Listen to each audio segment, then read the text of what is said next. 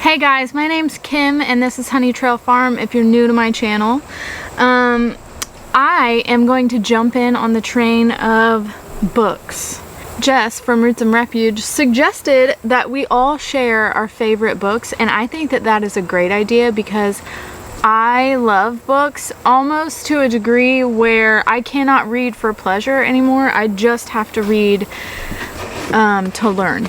While I do go to the library a lot, I like to just have the books because my attention span is about this big and I like to read a little piece and then do something else and then come back and read a little piece. I don't want to have to give it back in 2 weeks to the library.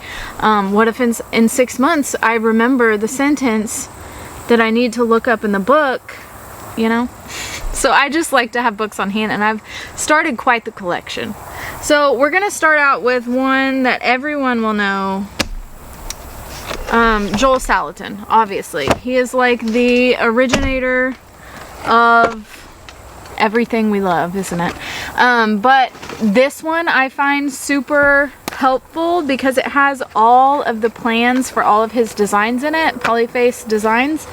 We based our chicken brooder, so where you keep the baby chicks, we based it off of his model, and also we have an egg mobile on like a wagon frame that we drag around, and I love it. I will never not have mobile chickens because they're nasty, but he has tons of other plans that we can go back and implement at a later date. We just haven't got to building any new structures because that's for winter time, isn't it?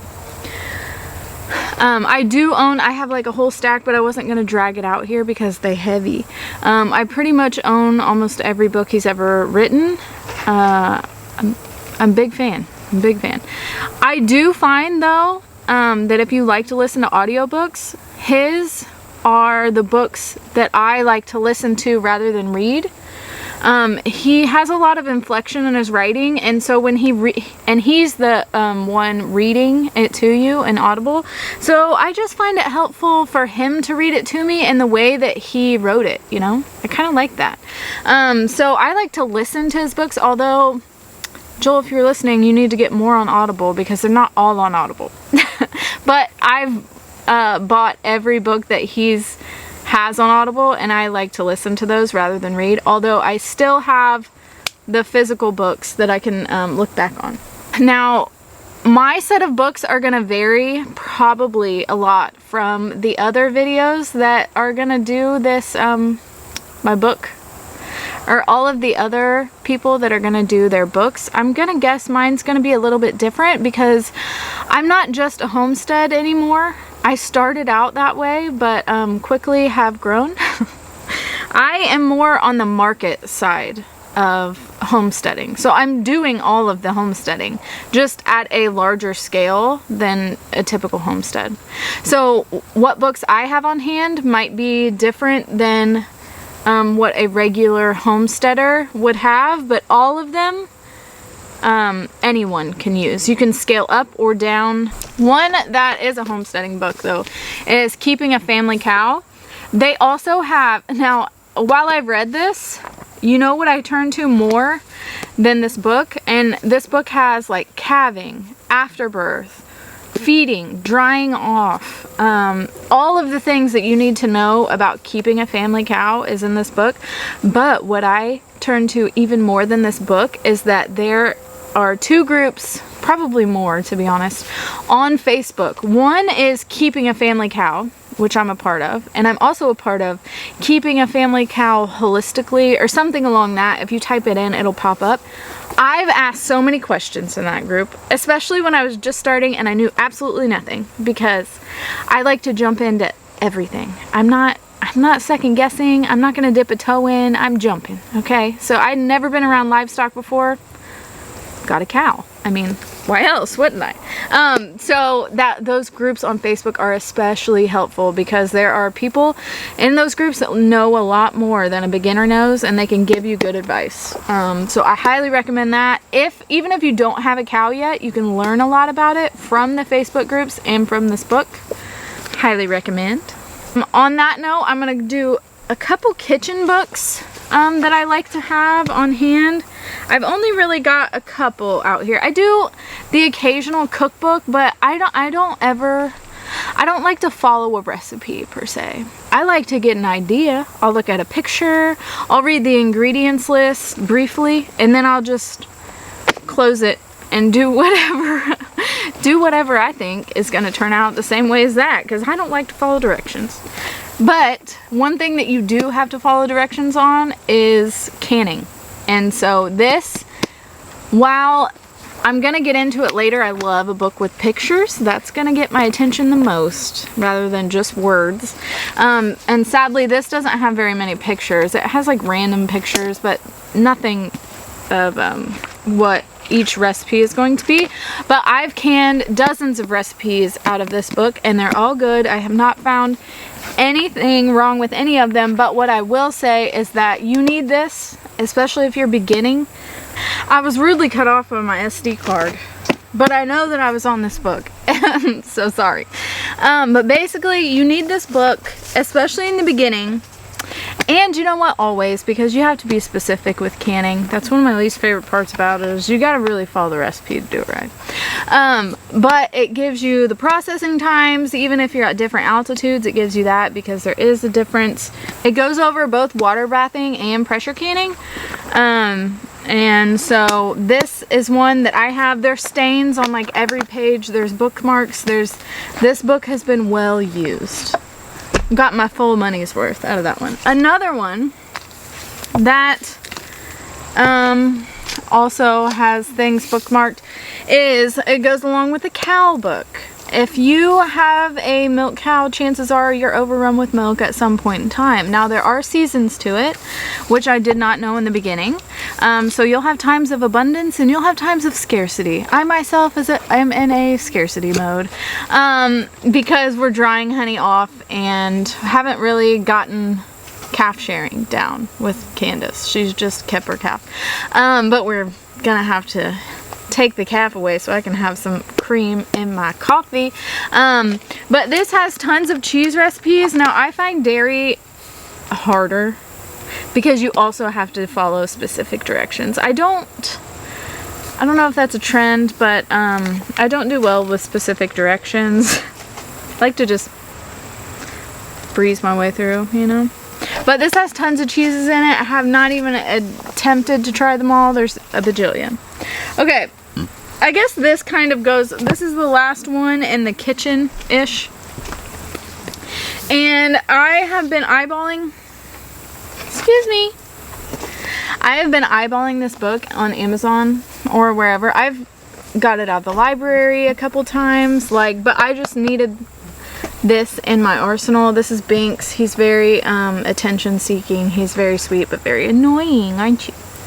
Anyway, so this book, everyone needs this book. And I'm also going to watch all these people's videos because I need more herbal books in my life, because that's something I'm super interested in, but I never know what book to pick.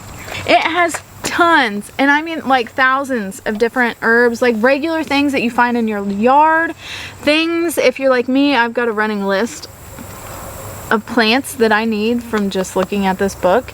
In the back, it even, like, you can look up remedies for common ailments. So if you have a headache, you can search headache and it will show you what you need. If you have the sniffles, it'll give you that. If you have arthritis, diabetes, any of that, it'll tell you how to help. Now we're gonna get into the farmer part of the books, which is my favorite kind of books to read. Ignore me throw my cat on the ground because he just won't stop. The first, I guess I'll dive into flower farming books first, and I'll save my most passionate items for last. So anything Florette does, literally anything. If you're not following her on Instagram, you should. She gives tons of free information, and plus all of her videos, absolutely all of them. Even though they're super casual, she's just walking around, they're just beautiful. And she knows what to say, and she knows what to point out, and obviously she knows what to pick because this is her like business. But I have every book. So I have Discovering Dahlias, which has contributed to my sickness, you know. Like, it tells you how to grow them, how to dig them up, how to store them, and then all of the varieties. It lists, I mean, this is the section that gets me in trouble, really, okay? So it goes by color, which I love, and it shows all of her favorites, and her absolute favorites have little hearts by them, and it tells you their forms. So there's lots of different forms of dahlias. I don't get that much into it. I just like the way they look because they're beautiful. It tells you the bloom size. If they're like extremely prolific, it'll mention that. And I find myself dreaming every single winter. I think I've had this book 3 years or 2 years. I don't remember when she launched it, but I got it when she launched it. Every single winter, multiple times a week, I just flip through here and dream because look at this. Can you even? I can't. And then Cut Flower Garden. So this is a good one, especially if you're a beginner, because even I'm not a super beginner, but I'm not like super experienced, obviously, but it's separated by seasons. So it will tell you what to plant for spring, spring tasks. It gives you how to plant them. If they're biennials, which means that they need a cold period to flower. Anyway, there's tons of good information in here. It tells you how to make a flower crown. You know what, guys? I meant to do that all summer long, and did I ever? Not one time. I wanted to make a beautiful video of me wearing a flower crown walking around, but I didn't get to it.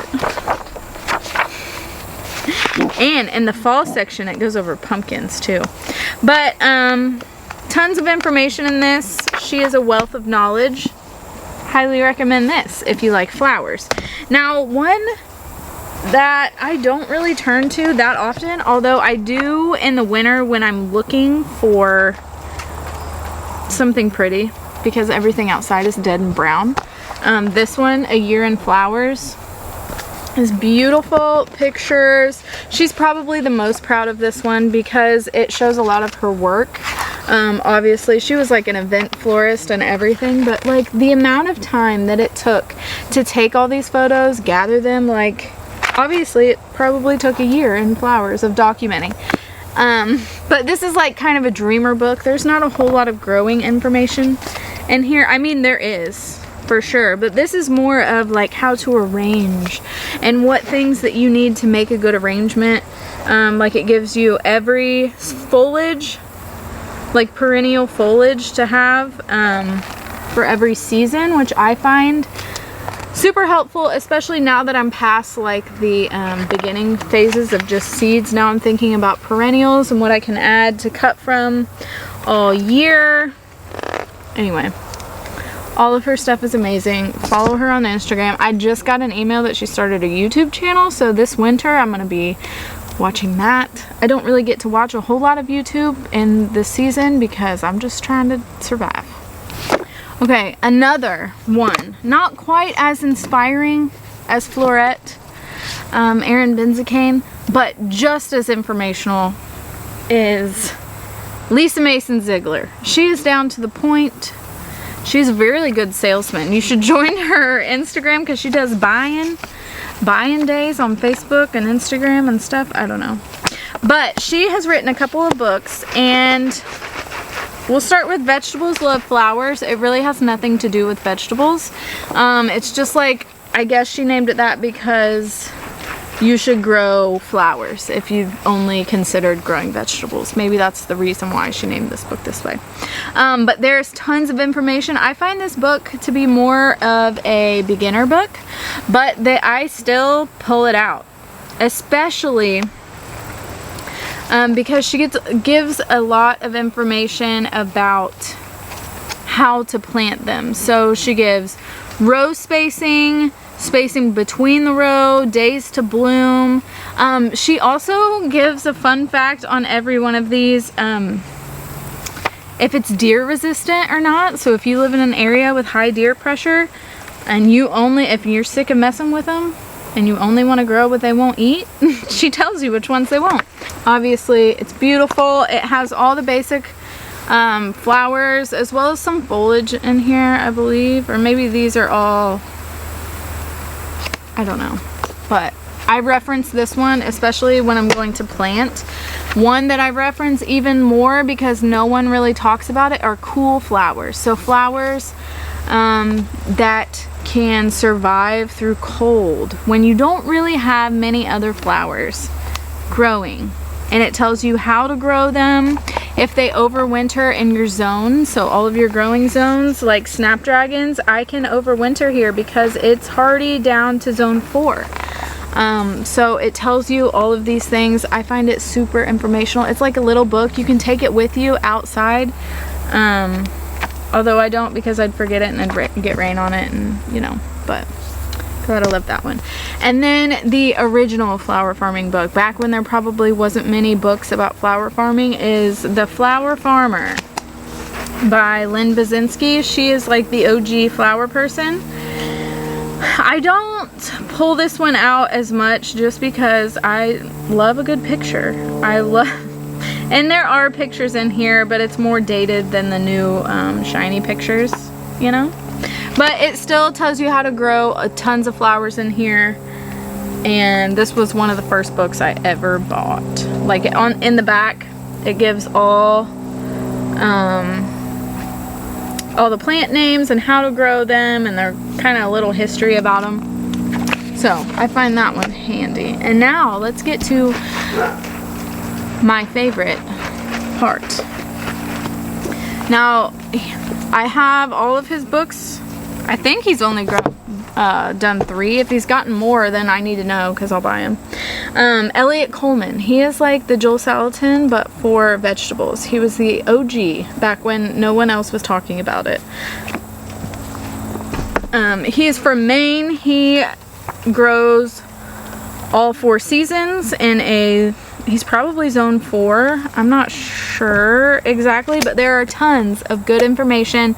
Good for home gardeners as well as market farmers. It's all scalable. If I only had to buy one of his books, I would probably get this one, The New Organic Grower.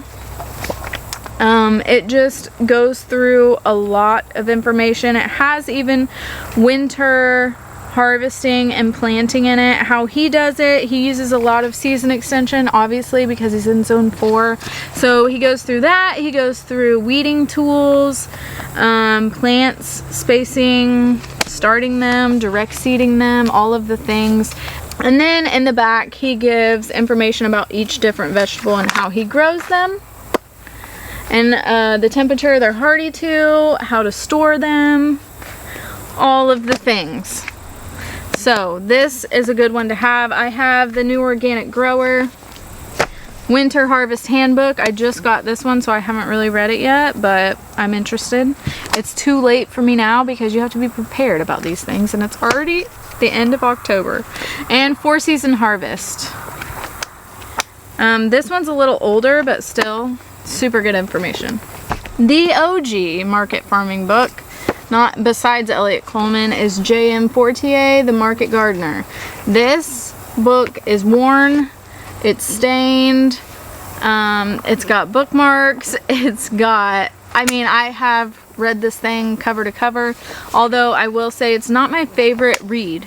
And I'll tell you which one of these is my favorite read towards the end. But because there's not that many pictures and I'm a child and I need to look at pictures while I read, it just makes more sense to me. If I can see it and read it at the same time, that's great. But the what I love about this book the most is he includes his seeding and transplant charts, and that was so hard for me in the beginning. Honestly, it's still hard to like nail that down. So I really appreciate him giving an example of when he seeds things, how many times a season he seeds them. He even does harvest charts so that he knows when things should be about ready. But he also goes through each crop individually and talks about them, and gives you his preferred cultivars, which is fun because I like to copy things that other people do if I don't know how to do it. So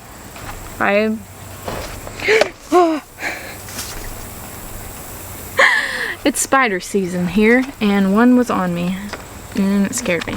But anyway, this was like one of the first market gardening books that I read, and she highly recommend this to everybody. The Living Soil Handbook, I might be biased just because his name's Jesse Frost, the author of this book, and he started No-Till Growers, and I really like that group. I'm in the group on Facebook, and I'm a patron of their Patreon page, and once you figure out how to grow things, now I am still super passionate about growing, but it's not as hard as it used to be. Like, I don't have to read about individual plants as much as I used to, just because I have a feel for them now. I'm comfortable with them. So now I'm really into like soil health and soil science, because I'm a nerd and I think that it's really cool. And so his book goes more, I think he's a soil nerd too, self-proclaimed, and so he goes more into soil health and things like that. But he also tells you how he sets up his beds, how he maintains them, different ways that you can start new beds, soil tests, fertility management, just all kinds of things are in this book, and I really like it. And he does like 7, I want to say it's 7, yep, 7 no-till crops from start to finish. So he gives you 7 crops and how he does them. It must be his most favorite ones or something, but I like that book. Now, I haven't read a ton of this book because it's literally this thick. It's like a manual. This is like an encyclopedia of everything that we love, okay? It's Regenerative Agriculture, a practical whole systems guide to making small farms work. And this is by Richard Perkins, who does a lot of permaculture and market gardening over in Europe.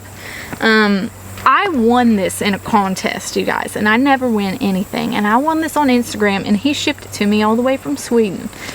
But it was this summer, and I do most of my reading in the winter, so I will dive deep into this. But from what I have read and what I have skimmed, I find it definitely worthy of recommending, because there are so many different topics in this book. Like, this must have taken him, poor thing, like decades to write. Like, I don't know. This book alone has the history of stuff, defining your management style, maps of his place, how to set up beds, water systems, agroforestry, infrastructure, fencing.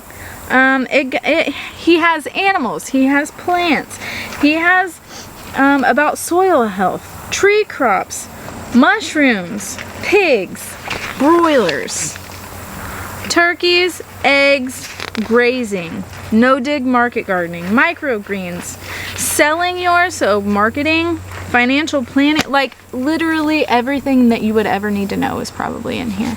And while everything doesn't transfer because they use different systems of measurement, that's the confusing part. So like obviously I would use feet and things, and he uses other things, and I would use Fahrenheit and he uses Celsius, so that's kind of confusing, but nothing that a quick Google search cannot help you with if you were interested. But this is like an encyclopedia. This will keep you reading for a good long time.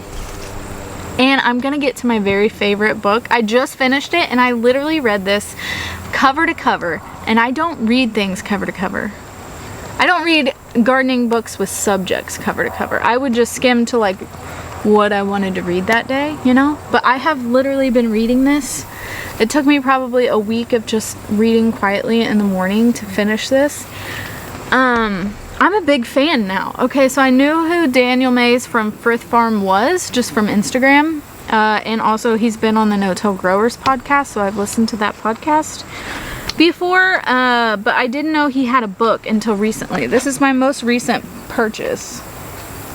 God, the bees won't leave me alone. This is my most recent purchase, and this is one of my favorite books. Like, I love the attention to detail. I pull open one that doesn't have a picture, but like It's beautifully photographed. It goes in depth on everything. If you want to be a market gardener, you need this book. It was so easy to read. I find sometimes that farming books are a little too cut and dry for my style of reading or learning. I like a little lightheartedness, a lot of pictures, so that it just keeps my interest, because I have like ADD and I cannot sit and read a book that I don't find interesting. But it has like almost everything that you need. So it obviously has the history of why he did it, exactly how he got started, tips for you on how you could find land and get started, and startup costs. And he's very he's like an open book when it came to how he paid for things, because starting businesses are so expensive, you guys. He does crop planning, direct seeding, transplanting, how he does his greenhouse, how he irrigates, weeds, how he takes care of weeds. I need to remember that more. Different methods of no-till, soil care, harvest and handling, so harvest and post-harvest, marketing, different strategies on marketing. The whole like first 3/4 of this book is very much, even if you are a home gardener, is very applicable to you. I don't find that this is just a market gardening book, as to where some of the other ones, especially this one, like this is more market gardening and less home gardening. Up until it gets to like the marketing and labor portion, all of this could be for just a home gardener. But then the last half of the book, he talks about farmers markets, his farm stand, reasons why he does it the way he does, things about labor, so inviting people onto your farm to work, and by inviting I mean like paying.